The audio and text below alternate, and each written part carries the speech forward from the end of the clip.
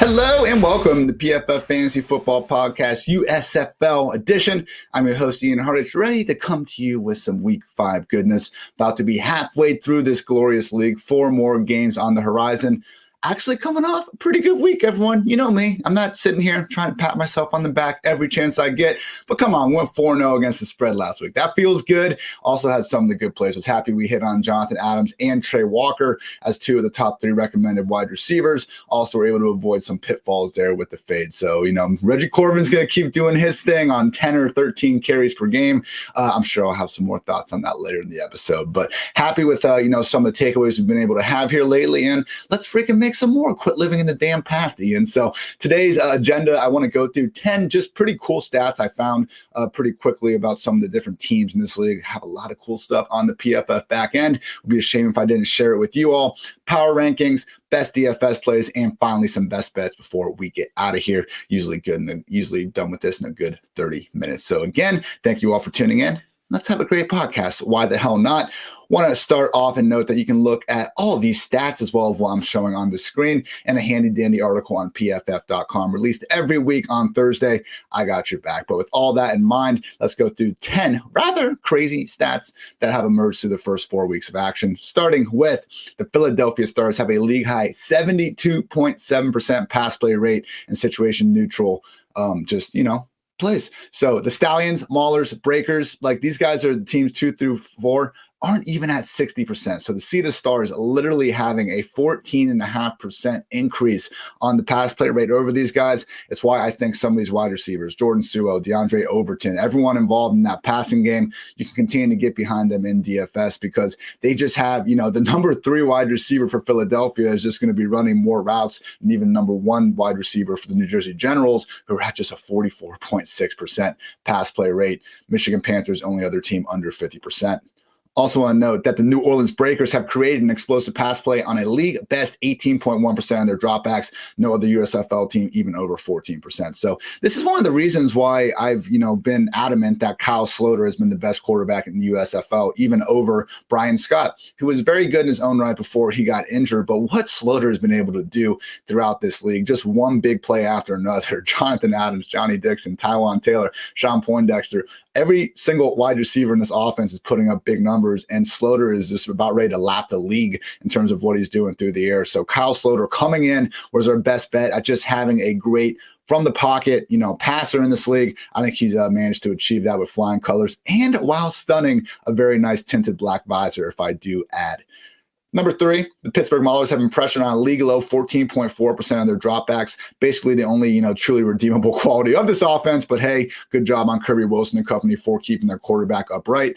Next best offensive lines are the Birmingham Stallions and the Philadelphia Stars. Only offenses allowing a pressure rate of over 40%, New Jersey Generals and the Houston Gamblers. I'm not too high in Houston. We'll get to more of that in a bit. Speaking of New Jersey Generals, this is what's interesting. Again, they're the league's most run-heavy offense, but they're allowing a lot of pressure. As we know, they're rotating Luis Perez and DeAndre Johnson on a weekly basis. But when they do pass, they're doing a lot of things right. They have the lowest drop rate in the league at 2.1%. They're averaging the most yards after the catch per completion at 7.5 yards after the catch per completion. And they also employ the highest play action rate at 32.2%. So they're not dropping the ball. They're picking up a lot of yards after the catch, and they're causing a lot of problems for defenses with a high play action rate, which you would think they have to respect more than pretty much any other offense in the league because of how much they run the ball in the first place. So, with New Jersey, we've seen this. Like, go look at DeAndre Johnson's touchdown to Alonzo Moore on, I believe, the second drive of last week. 60 yards, and the cornerback who was supposed to be guarding Alonzo Moore just bit up like 10 yards on the run fake. They were trying to play man coverage. Nobody was there. So DeAndre Johnson, he doesn't have to face as tough of coverages as other quarterbacks because of what he brings to the table with his legs. That has allowed the Generals to still employ a pretty damn good passing offense despite not throwing the ball a whole lot. Another interesting thing they do, the Generals and Stallions are running screens on nearly a quarter of their dropbacks. Generals at 23.5%, Stallions at 23.2%. Like, hey, USFL coaches, hit me up, because if you want some of these stats and you can just game plan against these freaking teams. Again, nearly a quarter of your dropbacks, you're running a screen pass. We've all played Madden and NCAA. I love a good screen as much as the next guy, but my God, that is a ridiculous rate. None of the USFL's other 6 teams have approached even a 15% screen rate. So third and long for the Generals or Stallions. Be ready to see that running back leaking out of the backfield. Final note on the Generals. They're doing their thing on the ground. Like, they are running the ball a lot, but we've talked about this in some of the review shows. Like, the idea that you need to just pass the shit out of the ball in order to be a good team in the year 2022, it more so applies to the NFL, where we have the luxury of having the top players in the world, and they can enable such high passing efficiency. When you have that on the table, that's what makes running the ball less good. But when you have these kind of differences in defenses versus offense, the rushing attacks can be just so freaking lethal that, yeah, it does make sense to run the ball more than you pass it, particularly when you have a team like the Generals doing as well as they are, throwing the ball and running the ball. League high 2.1 yards before contact per rush. One of the things I do during the NFL season, my mismatch manifesto article, I always look at this yards before contact per rush stat. And what I've noticed over the years is you always see kind of the same teams at the top. The Ravens, the Bills, having Josh Allen, Lamar Jackson, the Eagles and Jalen Hurts there, the Cardinals and Kyler Murray. Having that quarterback there just makes life so tough on the defense. I mean, look at any given read option. Just when you force that defender to make up their mind, leads to a lot of big holes. And we've seen DeAndre Johnson, Darius Victor, Trey Williams, how even Javonte Turbin take advantage of that all season long. 4 defensive stats before we move on to power rankings.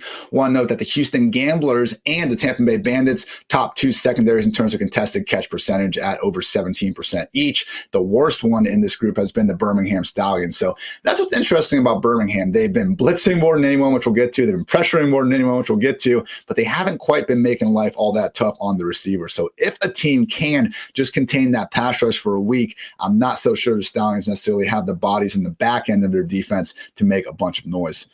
Number 8, Stallions, mentioned this though, have pressured quarterbacks. It doesn't matter if how good the coverage is when you're pressuring quarterbacks on 48% of their dropbacks. Every other dropback, Stallions have been managing to get a pressure on the opposition. Just an absolutely wild number. Houston at 35%, New Orleans 34%, Pittsburgh 33%. Only other defenses with a pressure rate north of 30%. Only 2 teams under 20% are Tampa Bay Bandits and Michigan Panthers, just not getting to the quarterback. Would note that Birmingham are sending a lot of extra bodies to get to the quarterback. 42% blitz rate. Bandits not too far behind them at 40.5%. Problem is the Bandits are pressuring the opposing quarterback on under 20% of their dropbacks, whereas when the Stallions are blitzing, like, again, they are getting there almost all the time. So Generals stand out actually as the team that has been blitzing the least in the USFL thus far.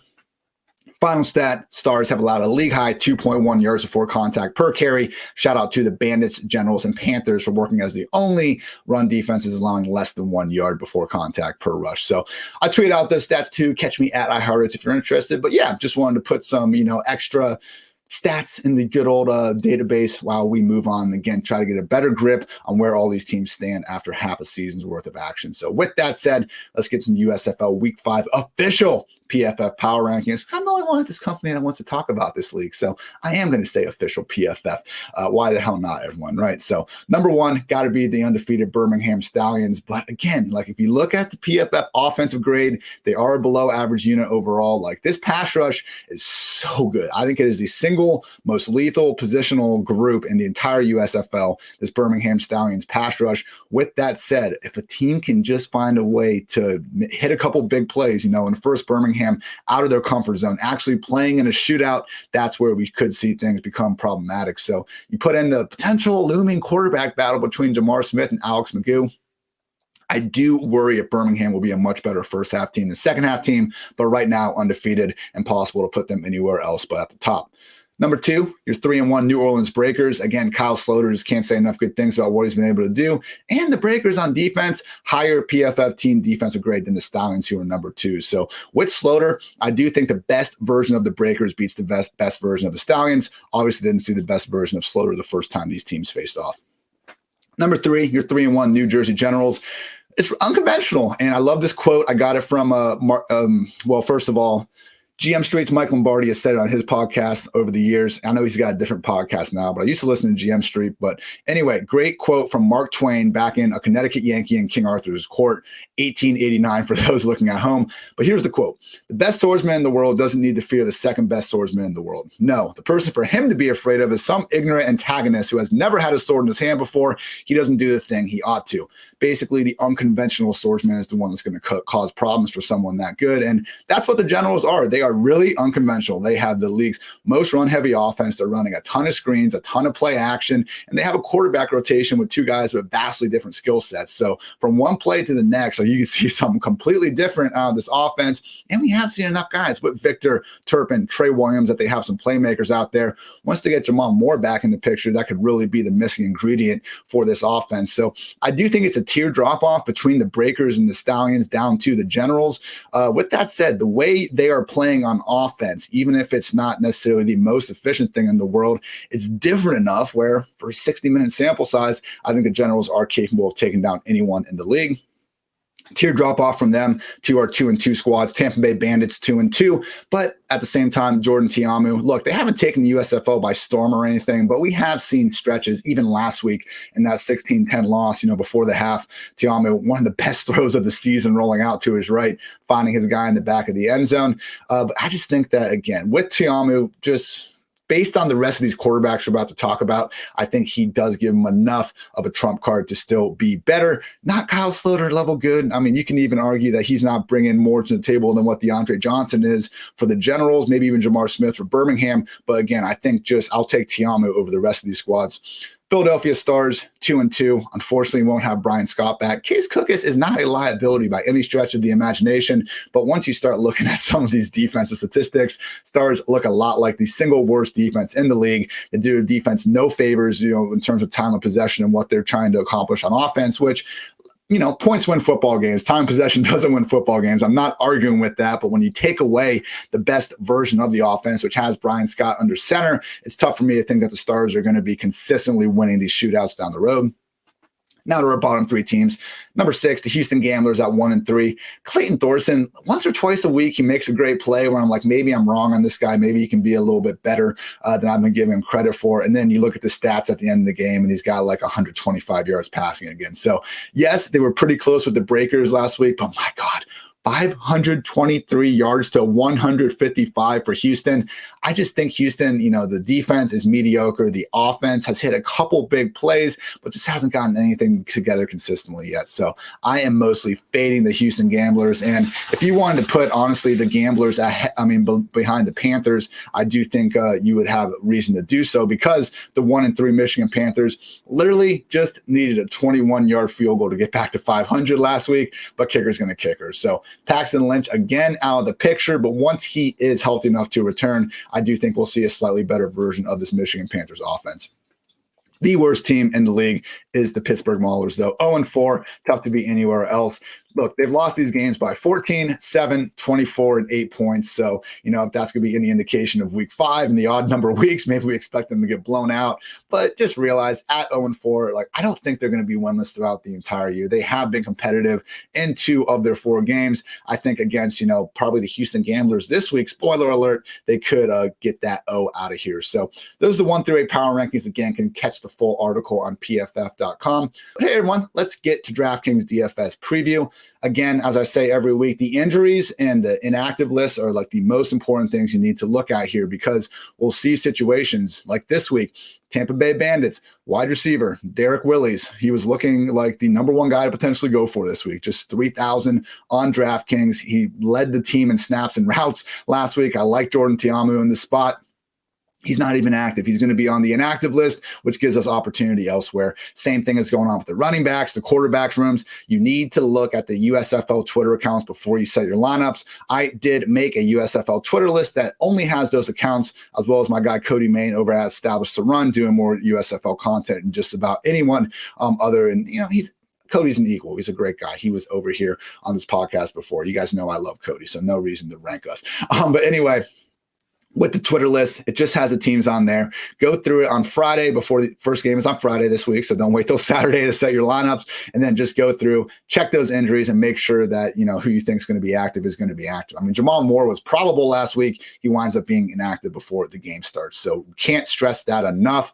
And just quick apology on Tuesday's pod. I broke my own rule. Wasn't good enough to review all this stuff that I'd gone through. Monday's pod. And I mistakenly didn't realize that TJ Logan was cut from the New Orleans Breakers. So hand up, my bad on that. We've watched the film. We'll continue to get better. So all that in mind, let's talk through the quarterback position and some injury situations. Last week, Jamar Smith seemingly active only in an emergency capacity. We heard before the game, like a report had come out that he was going to be out there slinging it. Wasn't meant to be. Alex McGough, though, might just be the starting quarterback in Birmingham. Like, Jamar Smith is the fantasy QB1 overall this year, but I don't think they care. McGough was the week 1 starter with Jamar Smith in there. I could see him continuing to work off the bench or at a minimum start splitting things up with Alex McGough. I will be fading this Birmingham Stallions situation unless we have complete certainty that Jamar Smith is inactive. But with this illness, I mean, if you look at the Birmingham injury report, they had like 10 guys dealing with this last week. You would think that everyone is feeling a little bit better this time around. With the Houston Gamblers, Kenji Bahar continues to be sidelined with the hand injury.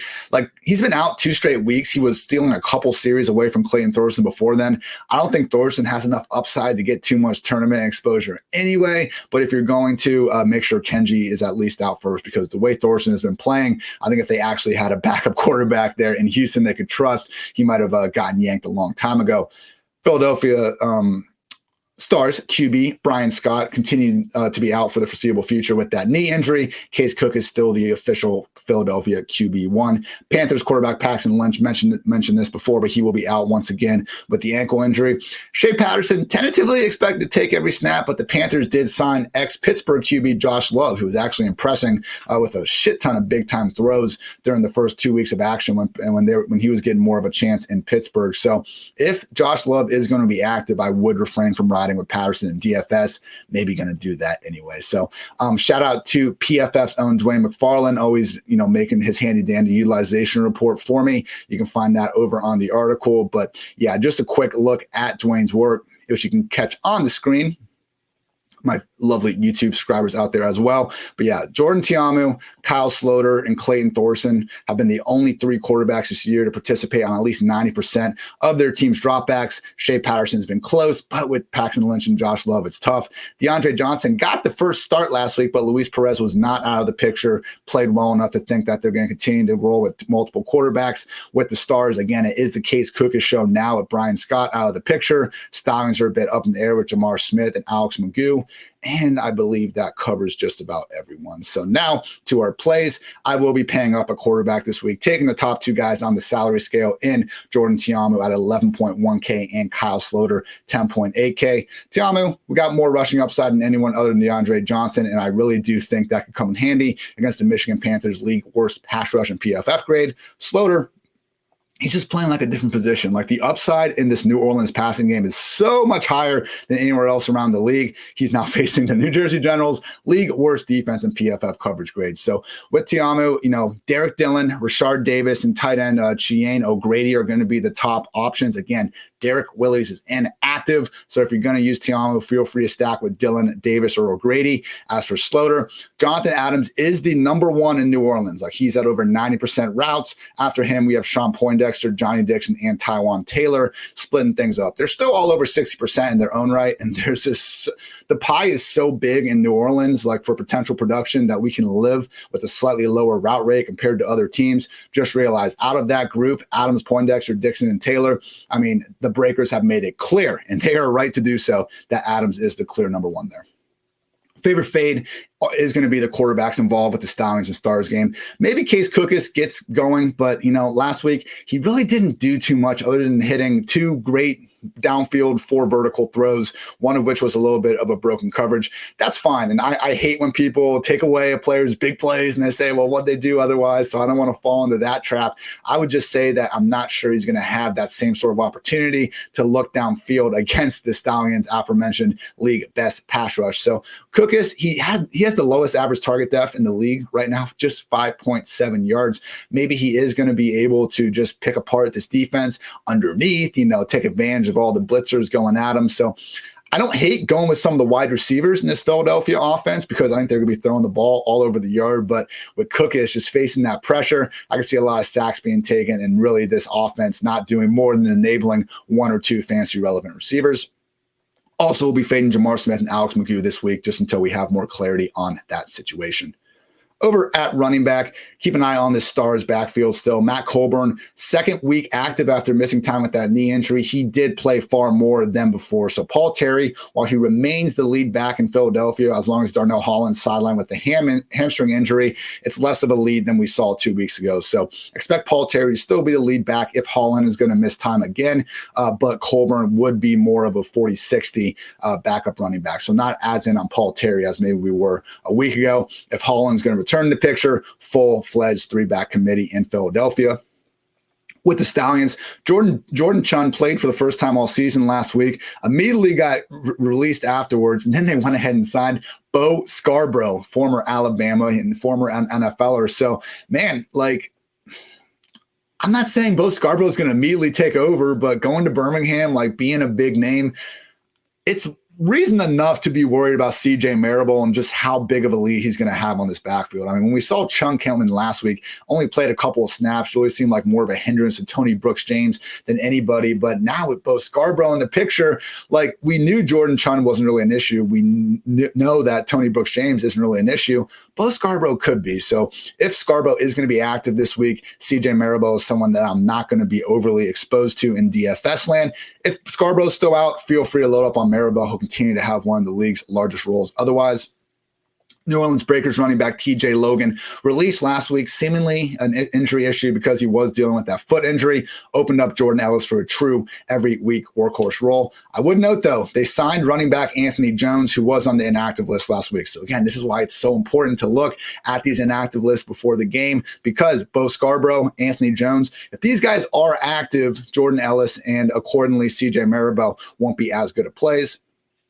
With the Houston Gamblers, honestly, Mark Thompson is probably the more sure bell cow over Jordan Ellis and CJ Maribel at this point. Dalen Dawkins was out last week. Houston, release a damn injury report. Like, you don't need to be the only team in the league. I think there was another one too, like not releasing this. All they did was put the inactives out there and Dalen Dawkins was on it. So I'm not positive if Dawkins is actually hurt or if it was just a conscious decision to take him out and put in Devwah Whaley. But Whaley's kind of been known as this running back wide receiver hybrid, and accordingly, he was like in a deep number 2, well behind Mark Thompson, and even in place of Dawkins. So I think Whaley and Dawkins, like whoever's active, is going to be kind of just that 20-25% snap rate scat back in the offense. Either way, Mark Thompson remains the bell cow. I like his odds of getting back on track after getting shut down by that Birmingham defense last week.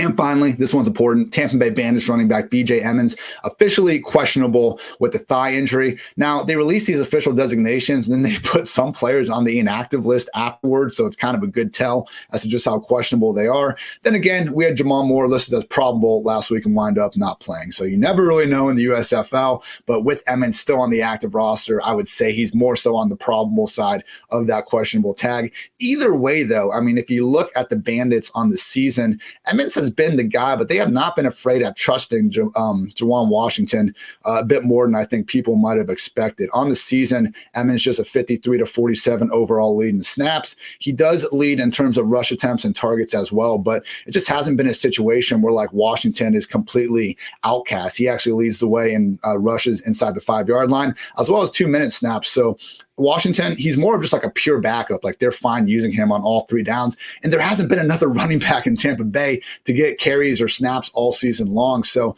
you know, best case scenario is Emmons is just out and Juwan Washington's the only active running back. Seems a little unlikely, but there's a real chance that Emmons is active, maybe more of an emergency capacity, more of a clear number 2 capacity. And we see Juwan Washington hardly leave the field for a Tampa Bay offense we're expecting to have plenty of success this week. So with all that in mind, again, you can check out Dwain's specific utilization report, but I just want to go through these backfields again real quick because I'm going with the guys that are the most likely to be in 2 running back committees and be the workhorse there. Again, talked about this a little bit already, but with the Breakers, Jordan Ellis at 8K remains the clear-cut lead back. Just make sure Anthony Jones remains on that inactive roster, but even then, like we're not talking about the same sort of threat that TJ Logan was.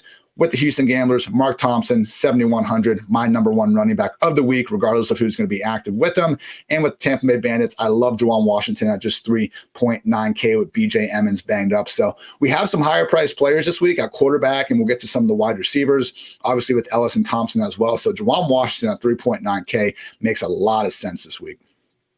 Other backfields that I'm not completely out on necessarily. Again, we've talked about kind of the potential to be back in depending on how some of the actives and inactives turn out. With that said, looking more like either evenly split 2-back committees or full-fledged 3-back systems. First off, the Philadelphia Stars, and that is if Holland returns, should be 3 backs between him, Matt Colburn, and Paul Terry. Even if he doesn't, though, I do think we could see this continue to trend towards more of a 50-50 split between Colburn and Terry, with Colburn getting more healthy.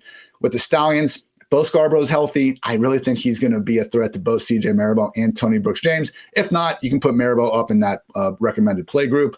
With the Maulers, Garrett Groshek has been the lead back more weeks than not over Madri London, but they keep flip-flopping kind of on a week-to-week basis. And on the season, like, yeah, it is a 2-back backfield, but Groshek is 57%, London's 43%, and they're usually all over the field. So they have leaned on Groshek more inside the 5. If you want to go with Groshek or London, I would give Groshek the lead, but it just hasn't been worth it this year. Groshek is the PPR RB11. London's only the RB15. It's a 2-back backfield, which we can live with, but the offense is so bad. Now the guy has a sort of touchdown upside that we see elsewhere. So largely we'll be staying away from everyone in this brutal Pittsburgh offense, other than our guy, Trey Walker, who came through in a big way last week.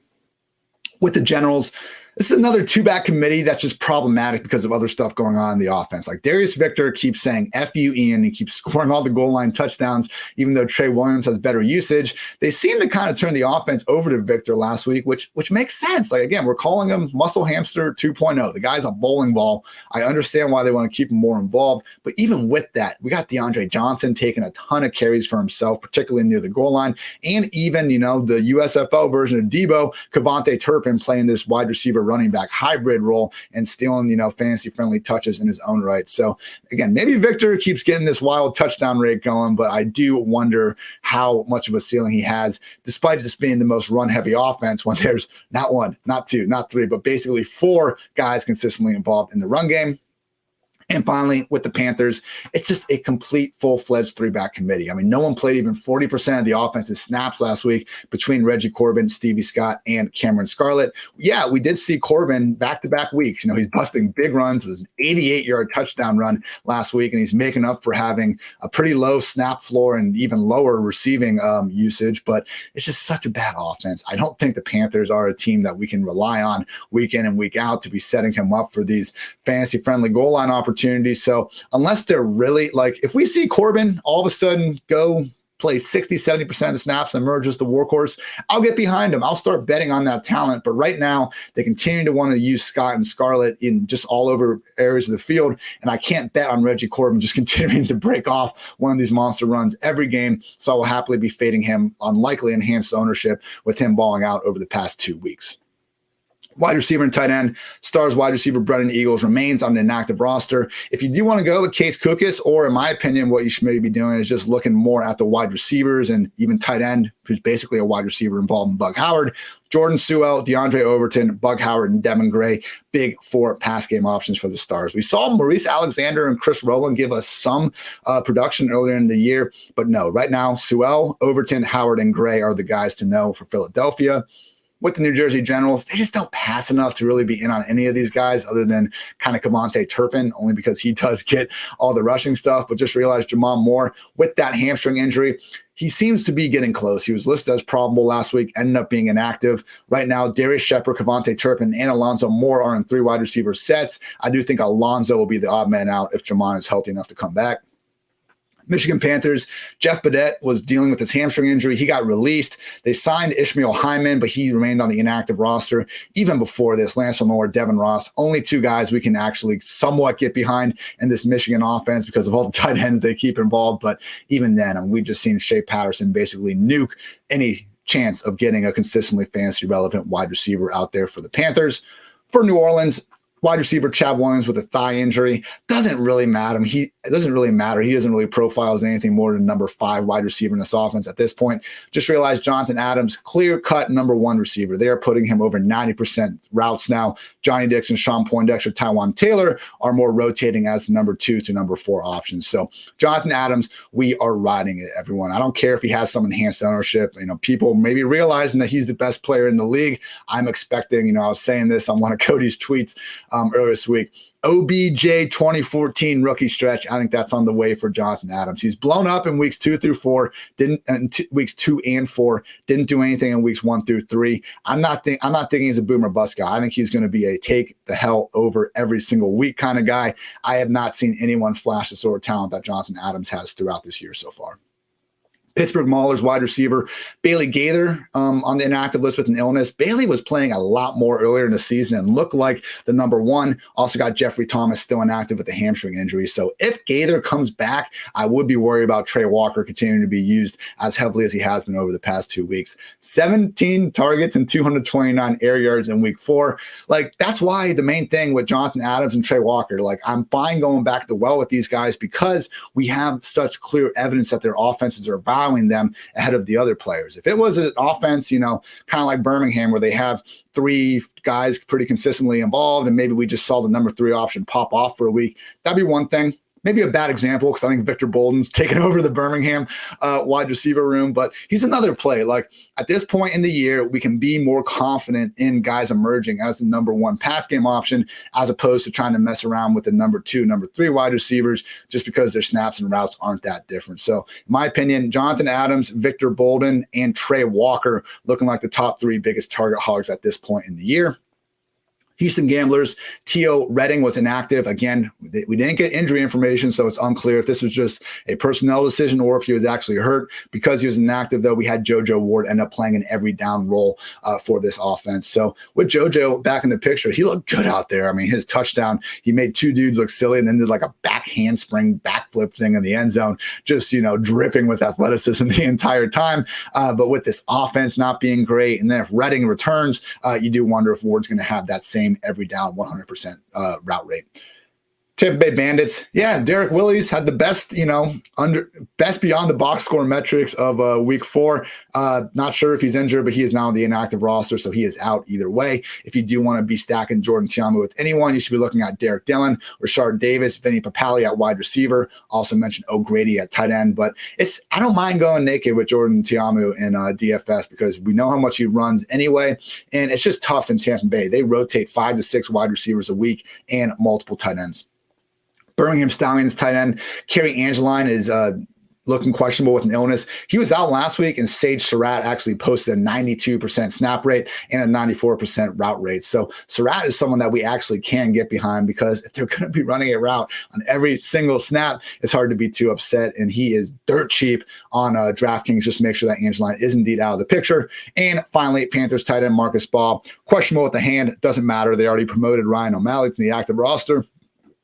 Should continue to have multiple guys featured throughout the week. Check out the article on pff.com for some extra utilization stuff from Dwain. But mention some of my favorite plays already. Jonathan Adams, Victor Bolden, and Trey Walker are my top 3 favorite plays of the week. And then just to try to get as many targets and guys running routes as possible, Devin Gray, Jordan Sewell, and DeAndre Overton. And I would also put in Bug Howard there from Philadelphia, just being guys on the field that are going to have a chance to see 5 to 10 targets from Case Cookus during any given week. So love that. Love Jonathan. Again, Jonathan Adams, Trey Walker, and Victor Bolden. I think if you can squeeze those guys into the same lineup with help from that Juwan Washington price cut, you're going to be in a good situation.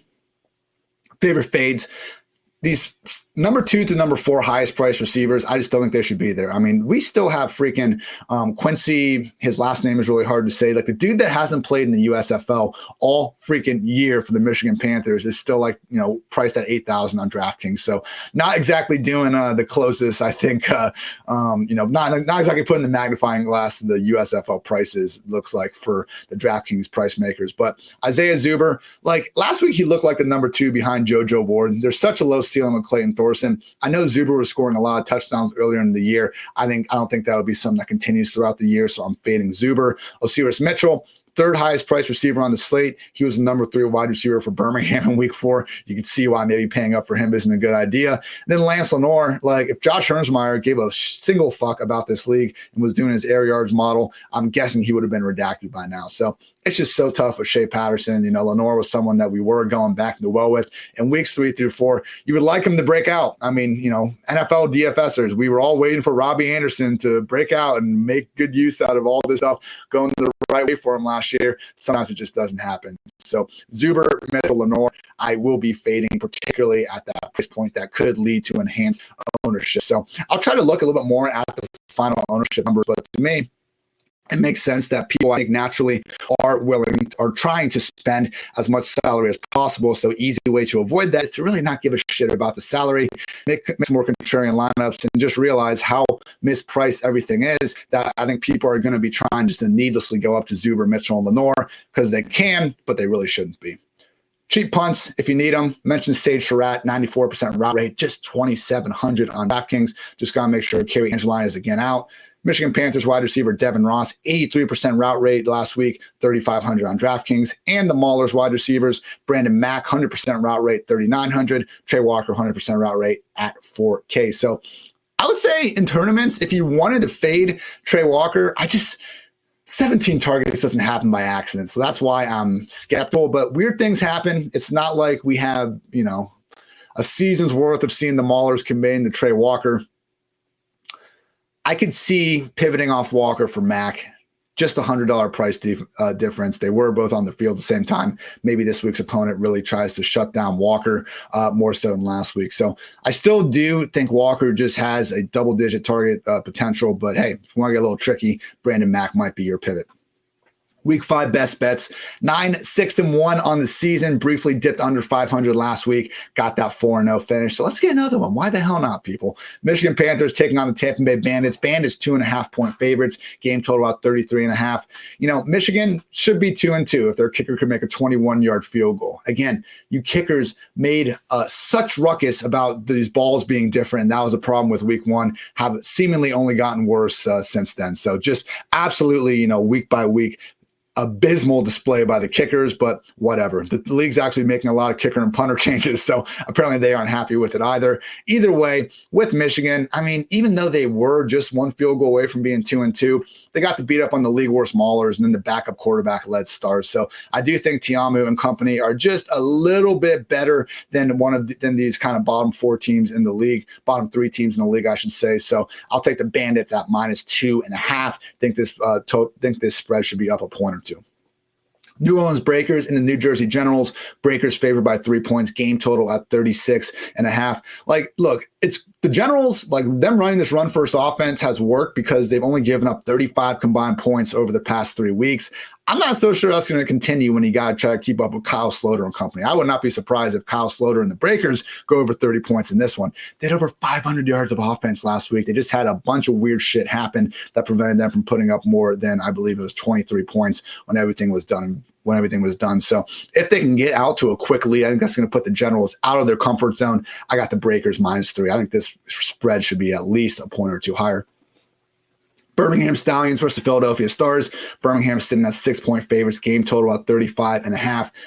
I'm going to go with the Stars +6. I just don't know that Birmingham is that dominant at this point. They continue to win. Not necessarily all that pretty. While I think they'll still be undefeated this time next week, I'm not so sure they're going to blow out the Philadelphia Stars. They've only won one of their games by more than 6 points. While the Stars don't have that good of a defense, I think having Magoo and Jamar Smith potentially just taking away the momentum from each other, maybe you say momentum doesn't exist, but there's a reason why we haven't seen teams consistently in the NFL use 2 quarterbacks like I think Birmingham might end up doing now that Jamar Smith and Alex Magoo are both healthy. So with the offense, which, let's face it, has sputtered in consecutive weeks. With that offense not looking great, I think the Stars can do enough to keep this one close. I'm taking the Stars +6. And finally, the Pittsburgh Maulers versus the Houston Gamblers. Gamblers sitting as 5.5-point favorites. Game total of 33.5. Give me the Maulers +5.5. And honestly, I think the Maulers get their first win of the season here. I just don't think the Gamblers are that good. They haven't had a game decided by more than 7 points. So to an extent, they are playing with their competition. But I just can't overstate how brutal it was for them last week, despite keeping it close again. So maybe this is a sort of get right spot that Clayton Thorson and company need. We did see that happen with another bad team, the Michigan Panthers. They look pretty bad against everyone. They play the Maulers. All of a sudden, they look great. So with that in mind, though, I just think the Maulers +5.5 are good enough. Maybe now Kyle Lauletta having just the full confidence, the coaching staff behind him, if you can say that, just could be enough to cause some problems for Clayton Thorson and company, who I don't think are nearly good enough to be favored by 5.5 points by anyone. So giving the Maulers plus 5.5. They covered for us last week. It wasn't easy, but they got there. Here's to hoping they get there again. So top 4 picks, only 4 picks of the week: Bandits minus 2.5, Breakers minus 3, Stars plus 6, and Maulers plus 5.5. So that's going to wrap up this edition of PFF Fantasy Football Podcast. Hope you all have enjoyed this USFL season as much as I have, and we'll be back here on Monday to break down everything that just happened. Again, check those USFL Twitters before you make a lineup, just to make sure you know who's going to be in or out. So I'm Ian Hartitz. Thank you again for tuning in, and until next time, take care, everybody.